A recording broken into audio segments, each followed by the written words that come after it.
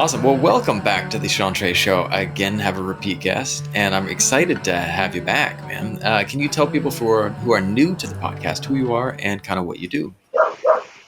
Yeah.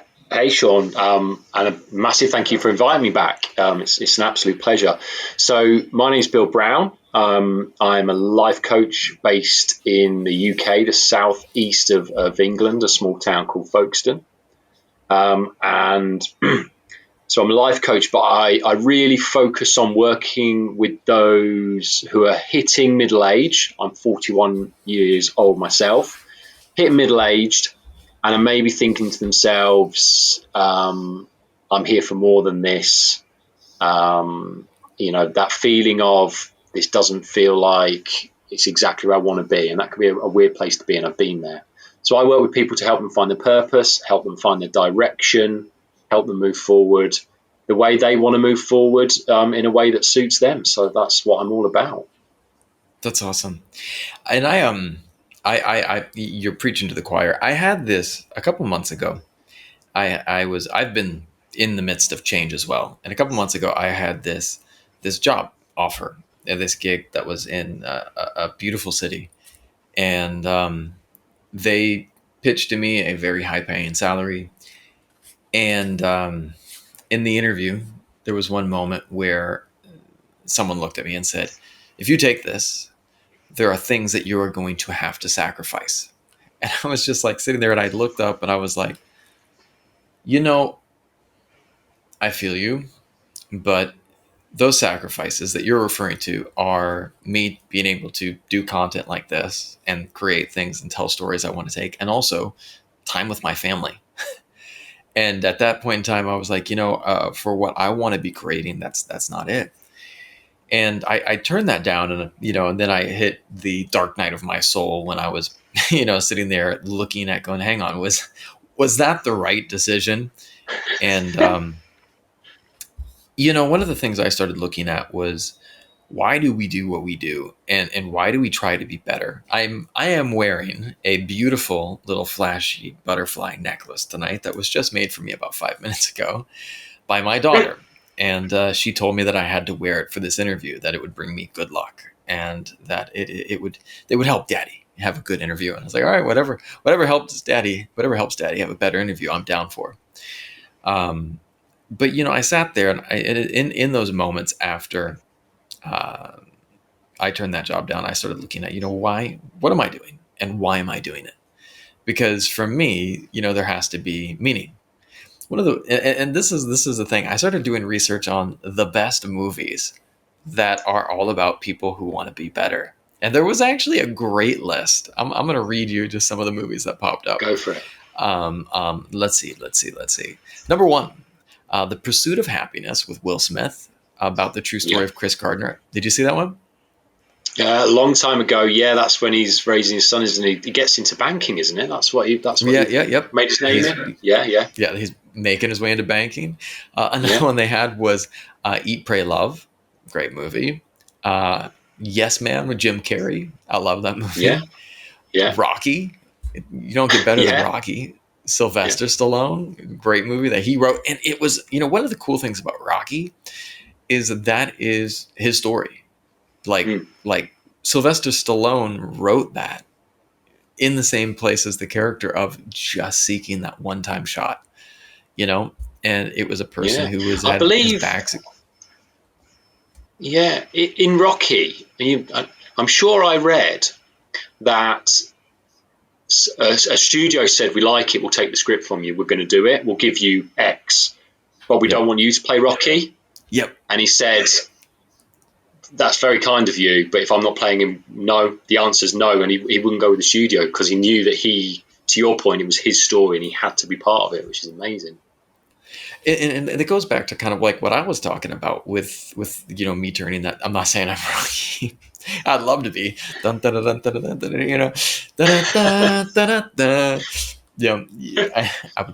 Who wouldn't love to have the Rocky story? But I think there's something about that story that everyone can kind of identify with, or most people can identify with. And, it's the reason still that soundtrack is one of the greatest workout anthems of all time, and, whatever it might be, the person who doesn't have all the cards stacked in their favor. I remember when I played volleyball for my university, and I got to that point because I was not gifted physically.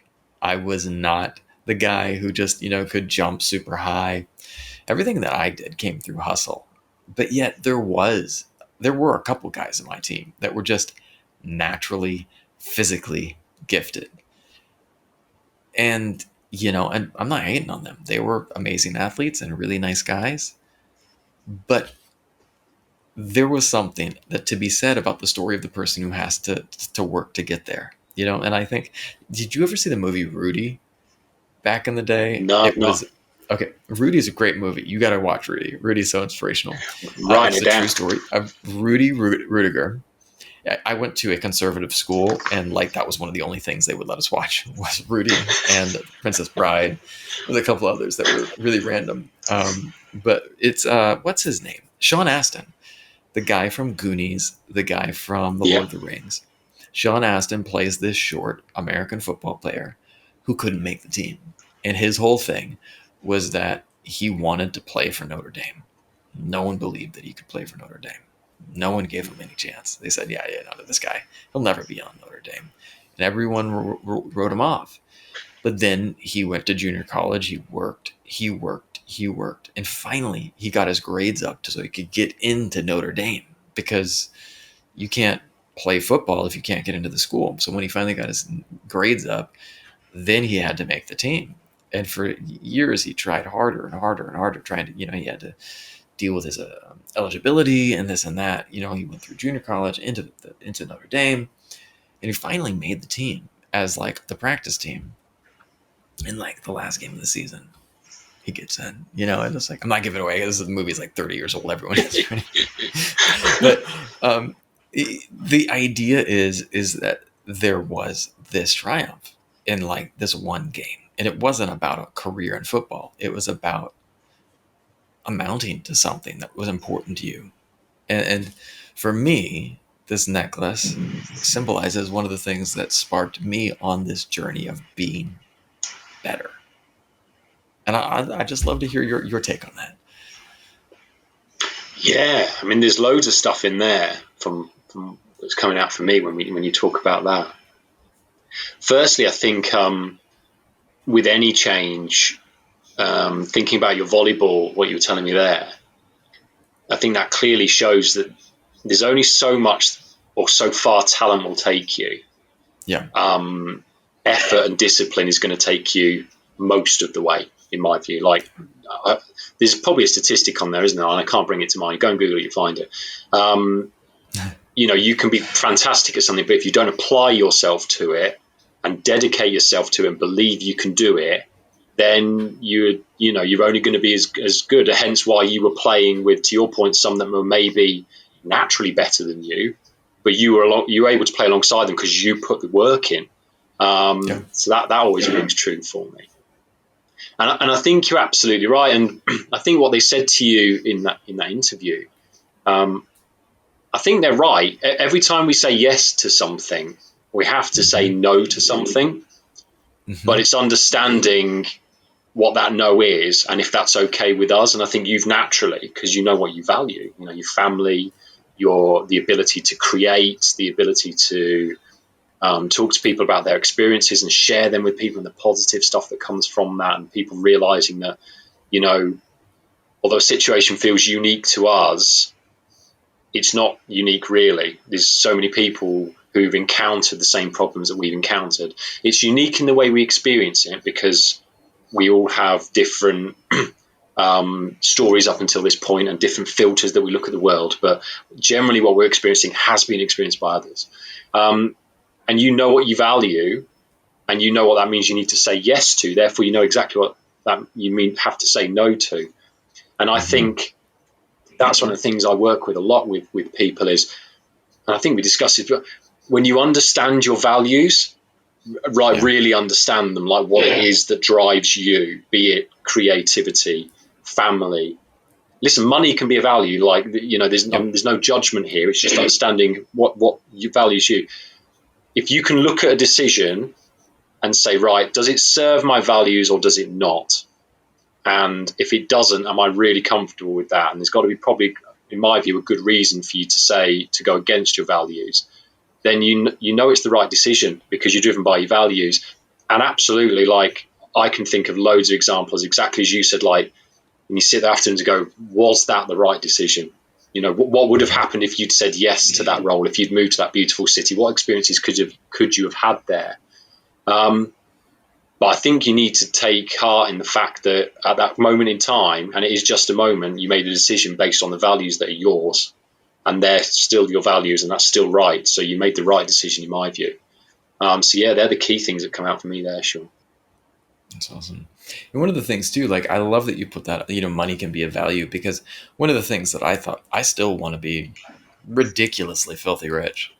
And I think that there is the possibility of that, and the not just the possibility, the trajectory of what I'm doing, I think has a marketability. Not just this podcast, but some of the other content that I'm creating, the online curriculum that Yeah, I'm building, and some of the other things that I'm developing. But I want to do it in a way that's authentic.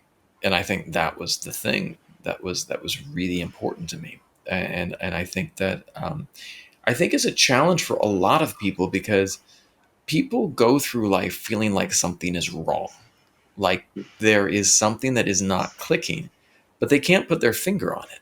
Like they can't quite, you know, um, verbalize what is it, or conceptualize what is it that's not fitting for them. Now, if someone comes to you and is feeling generally unhappy, how do you kind of diagnose or help them find out what they want, what they need to be changing? yeah, it's hard. So, like any coaching, it comes really with the questions that you pose, Mm-hmm. and um, a great tool really is using our natural negative bias, which is as human beings, we generally look for negative elements in the world because when we were in the Stone Age running away from saber-toothed tigers and trying to fight for our lives, then you've got to look out for the danger, right? Because Yeah. literally you could be gone, you could be gone in a day. So we have this negative bias. We gravitate, and it's sadly and we see it. We gravitate to negative situations, or we're drawn to them. We want to understand them more, and that's not always for healthy reasons. But the way I might term it with them is, okay, two questions. What do you want freedom from?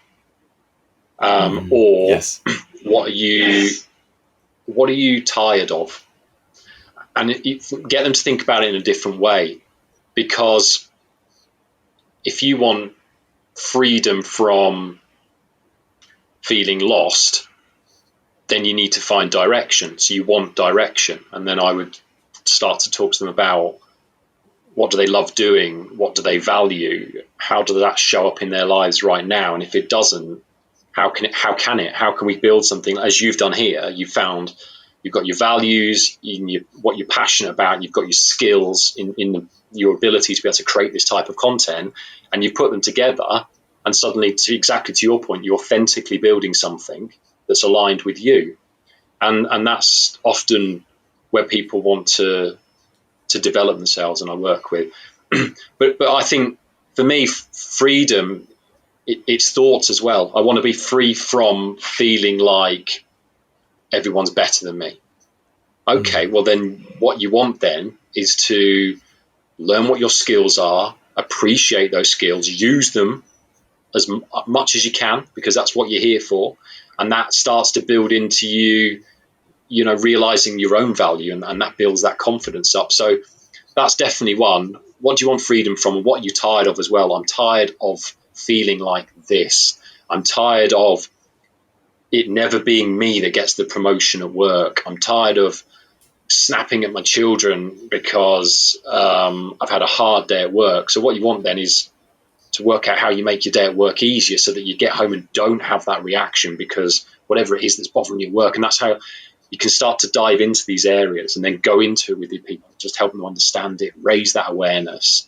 And naturally they'll start to come up with, wow, there's a different way I can do this. And it's about really digging. But that first question is so key. That's awesome. I love that. What do you want freedom from, and what do you tired of? Because I think that if you can put that, people might not be able to tell you what's wrong with their life or what's the problem. But if you tell them, what do you want freedom from, and what are you tired of? Like, they're like, I know what I want freedom from. This, Yeah. this thing that's been hanging over my back, this challenge that has been weighing me down. Because Mm. if you can articulate it that way, it becomes much easier to see. Yeah. The what was it? I love. I'm a huge Harry Potter fan. Huge Harry Potter fan. Love the books. Yeah. Love some of the concepts. And there's one scene in there where the kids are scared of something, and there's this monster that hides in these cupboards, and this monster has a special ability to change into whatever you're afraid of. And the spell that you use is ridiculous, because one of the things that is the challenge there is the stuff that we have problems with is hard to see.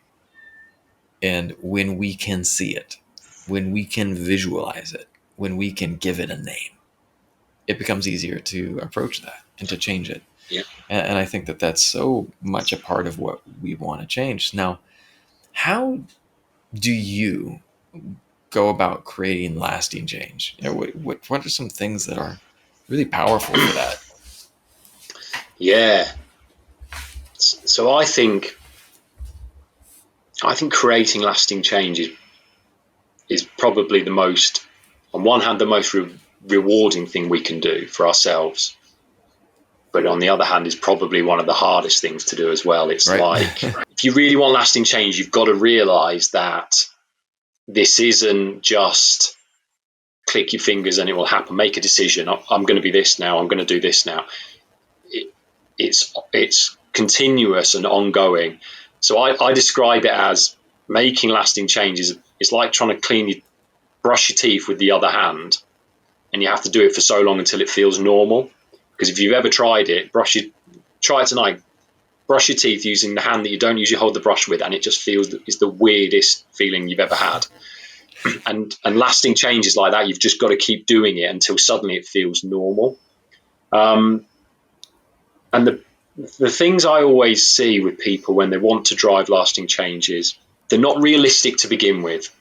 So, really simple example, I want to improve my health. I want to bring fitness into my life. Okay, great. I mean, I'm all for that. I think that's a really important part of, especially as you get older.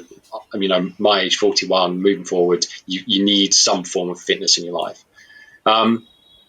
But then it'll be, okay, I'm going to go for a run on Monday. I'm going to do some strength work on Tuesday.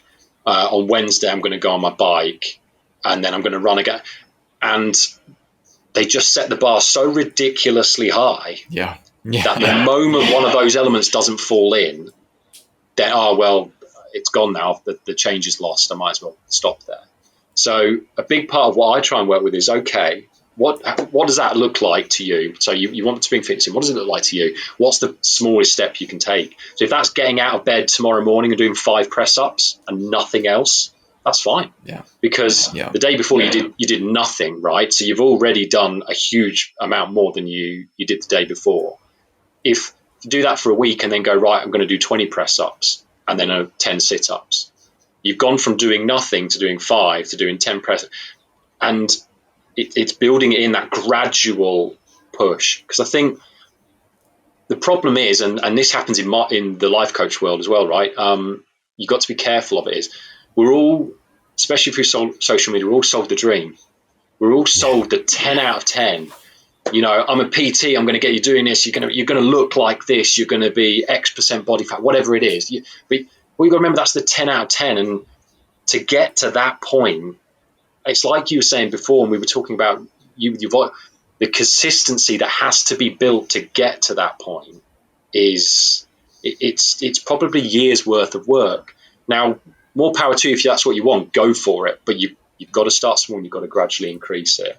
So that's definitely one. Start small and be realistic around the time you've got and what you can actually do. Mm-hmm. Talking about the 10 out of 10, never compare yourself to anyone else on their journey, because it's always different for you. So don't just put that. Don't even go there. So what if someone else is doing a 5K every other day? It doesn't matter. Work towards it. Build it your way. And then it goes back to what you said before. Ask yourself, if you're going to say yes to this in your life, what do you need to say no to in your life? And being really open with that and understanding that. So realize what you've got to say no to drive the change that you do want, because you're changing yourself. At any moment we can change. Yeah. And what I love is, like I said, I could say now to you, Sean, from right now, I don't know, I'm going to change my diet dramatically. I'm going to do this. So I've made that change. Every moment I honor that change, in my view, I'm winning, right? Every decision I make to say I'm going to go down this route instead of that route, you're winning. So you need to think of it like that for me. Every moment is a win if you're taking the route that you want. But be realistic, right? Sometimes it does go the other way, and start small and build from there. Does that One make of the things sense? too. Yeah. There was this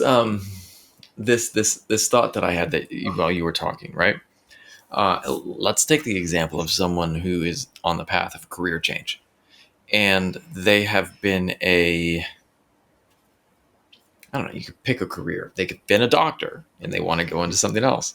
One of my favorites is Ken Jeong, the actor. He used to be a doctor, Yeah. and he decided, like you have a lot of people like, oh, I'll go from this to this, but not only do you see someone's a doctor who's like, yeah, I want to become an actor, but more power to him. But there is this transition point, like where you have to start moving incrementally in this other direction. So, you identify what are the steps that you want to take. So you want to become an actor. Great. Good for you. Well, you probably should take some acting classes so you can Yeah. understand a little bit about what that looks like. Just get acting. And everyone's like, oh, I want to get into my first movie. Well, do you even know what's required of that? Do you know what the steps are? Do you know the stages? Do you know how to work through this process? And there becomes this identity shift that it becomes part of it. And I think that that's a hard part for people. And one of the Yeah. other things that's, as you're making a change, the people around you that don't necessarily support or embrace that change can be really challenging as well. You know, Someone Yeah. like you're a doctor, man, or you're a teacher, or you're a lawyer. Wow, you're not this other thing. And you have to keep making those steps. But yet, slowly but surely, you become this new thing by these steps that you take. Yeah. I've lived in Vietnam a long time, and I don't think that I speak Vietnamese that well. I think that it's still quite limited. But then, my friend came to visit me tonight. I flew into Vietnam earlier today, and I called, and he called me from the airport to have the taxi driver speak with me to tell where my house was. And I talked to the taxi driver, and my friend was like, "That was amazing. You were on speakerphone." Oh my God, Yeah. I didn't know you could speak Vietnamese that well. And I was like, well, I don't speak it that well. He's like, well, he sure understood you. And, like that was pretty fluent. And so Yeah. we might not be able to see the progress we're making because it's incremental. And yet, if you stick with it, you can create long lasting change. But not if you bite off more than you can chew, like you said. Yeah. It You see that all the time. And I think the best time Yeah. is New Year's Day and all of Yeah. the New Year's resolution, people getting in the gym. Yeah. They guarantee it. That whole business is built on people in the new year getting new membership, right, and then tailing off through the rest of the year. That whole model is built on the way that a lot of us work and the way that a lot of us view it. Yeah. Now let's imagine that you've got something that's a challenge that you have in your life that you want to make changes with. What How do you tackle that? How do you start going at the challenges in your own life?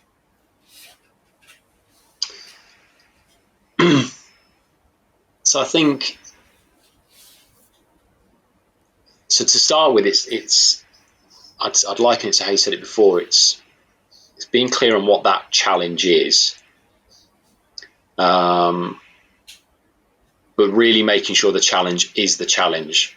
And when I say that, Mm, what I mean is, um, whatever it is that's presenting might not be the actual challenge. So, an example I can give is I work with people who will say, I want your help to increase my confidence because I want a new job. Okay, cool, Okay. brilliant. Talk to me about it.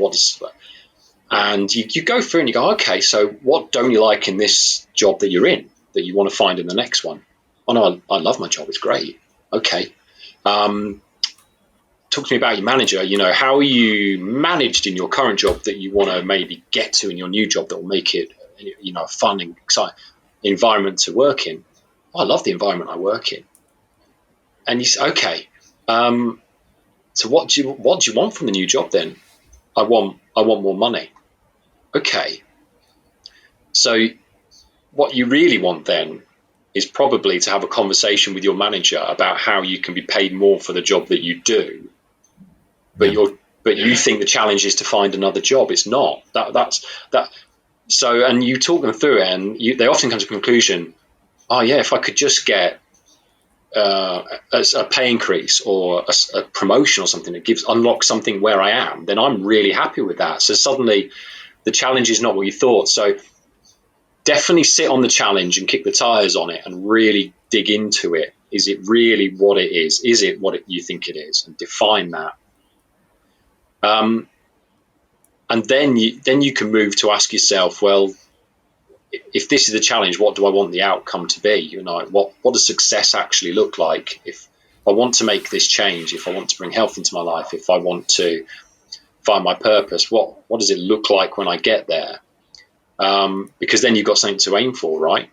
Yeah. And then you can start to define your actions and how you want to move towards it. And again, that's just from understanding the first step and what that looks like to you, and taking that step and then the next step and the next step. Um, and sometimes it's worth whatever the change or challenge is. Great exercise is to say, what are the benefits to me of not making this change? Like, what happens if I don't make this change? So, for example, I deal with people who are like, I'm tired of my job. I want to go and do something completely different. Your example before of the doctor becoming an actor, that's a huge change. Yeah. What are the benefits of not making that change? Well, I get to use the knowledge that I've spent years rearing to be a doctor, because that takes a lot of effort, right? My steady paycheck continues to come in, so I've got no worries from that point of view. I've got that covered. There is benefits to not changing, and you need to recognize what those are, because they often help you define what you're going to need to see to help you make that move forward. And that can be a big thing, especially what I find with working with people in midlife is it's never usually just them that's impacted by the change. In fact, generally, whenever we make a change, as you said before, there's people that will look at that change and go, "Hey, Sean, why are you doing that, Sean? That's not you. Like, that's not the Sean I Yeah. know." And it's like, no, this is the Sean that I want or I'm becoming. And there's people impacted by that. And when you've got family, partners, and stuff, and a big thing that holds people back is, they're contributing to their household, they're helping pay bills and stuff, and Yeah. that's really important. And I can relate to that. So it's understanding the benefits of staying where you are to say, right, well, when I make my move, I've got to do it in a way that the risk is minimal to the income level. So it might be that you start something again gradually and build it up so that you can keep the essentials happening for you while Yeah. unlocking the other element. And again, it's that gradual shift. It's jumping from one to another. When we, again, I go back to social media and those overnight successes. What we've got to realize is when you see an overnight success, it was either blind luck or they broke the rules, but probably not in a good way. When I say break the rules, they've done something that they shouldn't have done to get there, because there's no other way to get to that change other than plotting it out, being consistent, taking step after step. It just doesn't happen. All those people you're looking at that you want what they've got, they've probably put in hours and hours and hours Yeah. of work to get there over years and years and years. And you've got to start that journey. And that's the reality. We don't see the mountain of work that most people have put in to achieve what they Yeah. have achieved. You see this person who's got this perfect body, and you go, "Wow, what a lucky person." You don't realize they've Yeah. probably put in 5 years of training to build Yeah. and develop that physique to get to the point that they're showing what they can show. When you see the business mogul or the person who's the fashionista, well, they've been putting in the time to Yeah. cultivate whatever it is that they have. And yet I think with social media, one of the challenges is we're also surrounded by um, a lot of fake stuff. Like, Yeah. you see it's this stuff that is shown, and it looks flashy, but it's not real. Yeah. I've been looking for my business. I started a new business podcast because I realized I just didn't have much information about business, entrepreneurship, and personal finance. So I put together this new podcast about that. And I've been trying to look for some business coaches that are specifically designed for helping people build their LLC and their small business. What are the stages that you do that? And so I searched for that. And I searched on LinkedIn, and there was interesting people. LinkedIn, it was very much like, I can teach you how to grow your, startup Fortune 500, get to this from here to there. It's like, wow, it's a very big business. And these people were like legitimately, when I did the search, it was like these were people who had done amazing things. But what about the guy who wants to start his own small business down the street? So I jumped over to LinkedIn and started looking at people there. And then that was very much like, and I'm not judging young people, but it was like some 21-year-old guys that are like, I will guide you to crush it at business. Maybe they can. Maybe they do have a Yeah. wealth of knowledge. And maybe that I'm being presumptuous to think that they do not. But yet, there was a large proportion of these people that looked like they had just barely finished college and were like, I will teach you how to crush it and make, 7 figures a year. And what I thought was, if you were to really test it, um, some of them might not be the real thing. And I'm Yeah. not judging, but yet it might make people feel intimidated that it looks like there are so many people out there that are the real thing. And that's why, again, for this podcast, I'm talking to people that have information about creativity, about making change, because I don't have all the answers. For my business podcast, I'm also talking to people about that Mm. because I think that there is other information out there. But I also think that we should also recognize that there are many people who don't have it all together. That I guarantee you, you pick Meta, Mark Zuckerberg. The dude Yeah. created this huge company.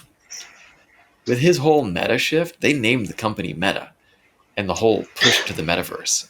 And the company is essentially dropped. Facebook has essentially dropped everything Meta. Like, they've backed away from that almost entirely because it did not work out well for them, and it did not go the direction they wanted. If Mark Zuckerberg can mess things up, well, I probably can too, and still probably figure things out down the road. And I'm just saying, like, even people that seem super successful don't have it all figured out, make mistakes. 100%. And that's, you're right. And that was a big learning for me. And I fall into the same trap. Like I'll openly, like, I'm a good coach. Like, I like coaching people. I love coaching people, but there are moments when I'm in a session with someone, and I've said it. I'll turn to them and go, I don't actually know what to ask you next. Like, it'll just Right? completely, like, you know, I've got an idea of the path that will take us to where we want to go in those sessions, but I don't always know every step. And I'm really, like, sometimes I'll say to them, what do you think I should ask you next?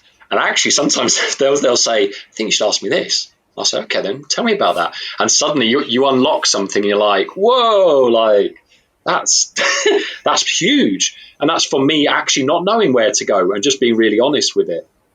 You know, we're all, we're all making up as we go along. Yeah. And there's those that openly admit that and show that and are vulnerable and honest with that. And there are those that as yet aren't comfortable with being open and honest with that, but they're still making it up as they go along. They're just very good at looking like they're not, but they are. Yeah. There, I watched these videos. There's this one type of video. There's a couple types of video online that just fascinate me. Um, One of them is like watching people like do horseshoes and clean the horse's hooves. It's a fascinating thing. But there's another one that I watch these people that restore like Rolexes and really like beautiful old watches. And to just watch the process of they pull the the glass or crystal. I think it might be crystal or quartz or something top for some of these really fine watches. They pull off the top and then they go through and they have all these tools to clean it. And I just was like, you watch a high-end watch being pulled apart into pieces. Like, I just sit there and go, oh, that's terrifying for me because it causes anxiety in me to see all these pieces come apart. And I'm sure that as these watch, repairmen started, they didn't know how to put that thing back together. It was like rocket science to them. They would look at that and go, well, I don't want to take this apart. But slowly, they learned their craft. They learned how these things worked, how these machines, these finely tuned machines, operated, and the order to take them apart and the order to put them back together. But it was something that didn't happen overnight. It was something that took time, took steps, took knowledge. How do you clean it?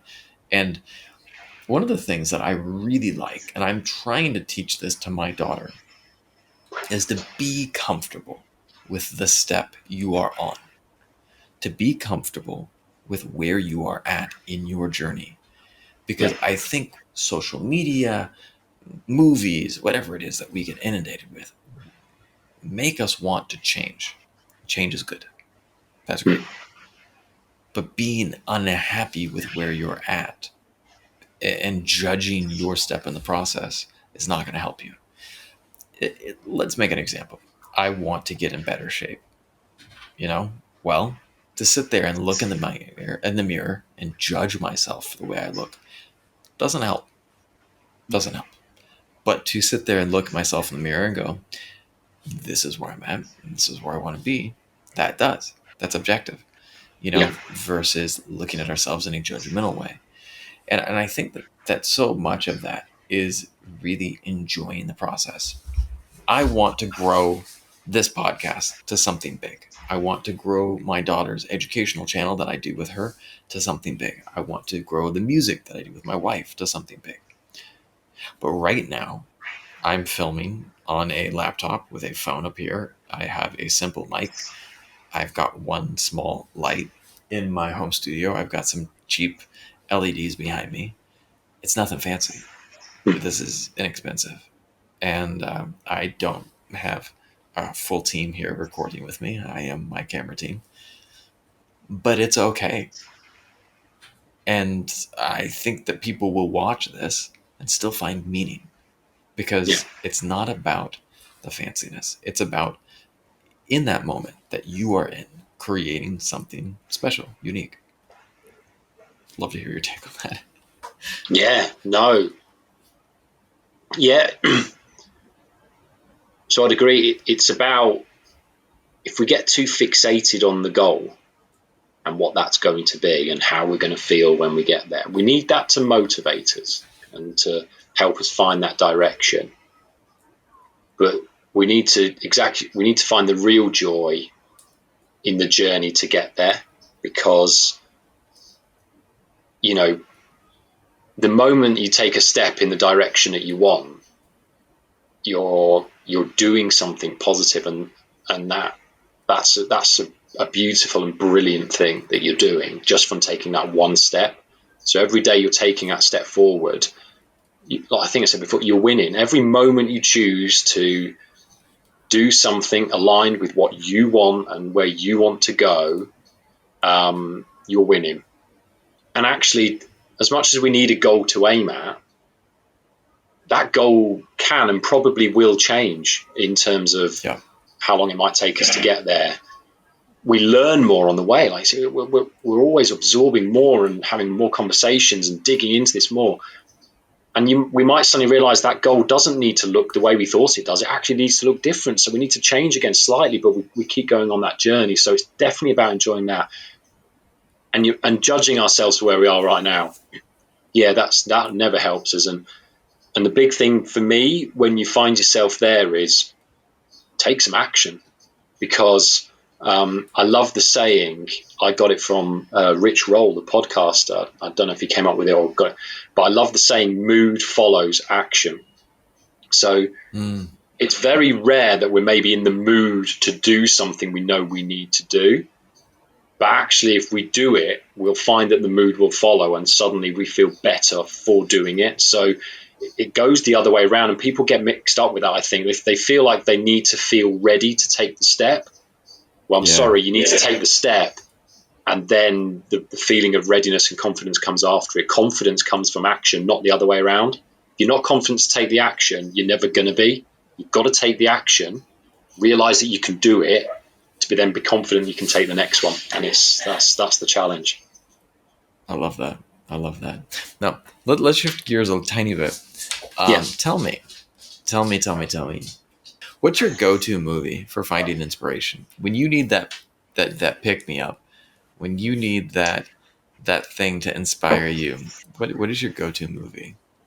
Oh, so you said it before, so I'll pick another one. But I do like the Rocky movies, and I've even watched the newer ones, the Mm-hmm. Creed movies that Stallone was involved with initially. Um, so they've always resonated with me. Um, so I've got two directions here. So I've got young kids, so I end up watching a lot of kids movies because that's what they want to watch. Mm-hmm. Me But too. some of them are just so fantastically positive. You know, one names everyone. Encanto, for example, was just it's just brilliant. The music, the visual, the messages in it are just so. There's something everyone should learn in that movie. Um, so kids movies actually, they can really do it for me. Sometimes, Sean, I almost go the other way, and I might watch something that is not obviously positive or inspiring. And I'll give you an example. The About a week or so ago, and I made my 14-year-old watch it with me. I didn't think she would, but she actually took a lot from it. I watched All Quiet on the Western Front, Oh, which it was made years ago. It's been recently remade. Um, and as you know, it tells the tale of the war, but from a German perspective, and it shows the real life horrors of what the world wars were like, and as much as they are scary to watch, saddening to watch, difficult to watch, when I finish a movie like that, the appreciation in me for what others have done before to allow me to be where I am right now and to have the possibilities that I've got right now to make the changes I want, to live the life that I want to do, that reaffirms a lot for me personally. I suddenly realize the gift I've been given from, should I say, the the amount of horror and pain that others went through for me. So it sounds weird when I say it, but that is positive for me in a way. It gives me that spur and that to say, again, appreciation and gratitude for where I am right now. And that inspires me to keep going with what I'm doing and to keep working with people the way I want to work with them to help them make those changes. love that. I think that there definitely is something to be said for um, the world is a beautiful place, but it's not always a kind place. And I think that when we can look upon that and remember that and adapt ourselves to that and allow that to inspire us to I look at it this way. If I were not here, it would be much harder for my wife and daughter. And that my being here allows me to have an impact. And that impact is what I can make it. And each day I am gifted with the breath and the ability to make change in my life. The fact that I wake up in the morning is a beautiful gift. And if I do not embrace that, I am not doing justice to the people who came before me, Yeah. who gave me the chance to do so. And I think that if we can remember that we are standing on the shoulders of giants, and that doesn't have to be great people of history, that could be grandma Yeah. that came and lived and loved and hurt. And we are carrying on this beautiful tradition of living and loving and hurting. And hopefully, we find meaning in the process. Hopefully, we find something that gives us that direction. And for me, it's the adorable little girl that pops in here and makes me want to make the world a better place. I make kids content and created a kids channel to teach kids because I saw that there wasn't enough great content out there for kids. And I wanted to do something that could um, motivate other kids Yeah. to help be better in this world and to teach. Because you know what? As much as I tried to run from being a teacher, I'm a really good teacher. And yet I want to find ways to teach more people because I Yeah. feel if we had more teachers, more really good teachers, I'm not talking people that work in a school, people who teach knowledge, I think the world would be a better place. Yeah. Yeah. I hear you there. Yeah. Education, education, education. It's, yeah, so important.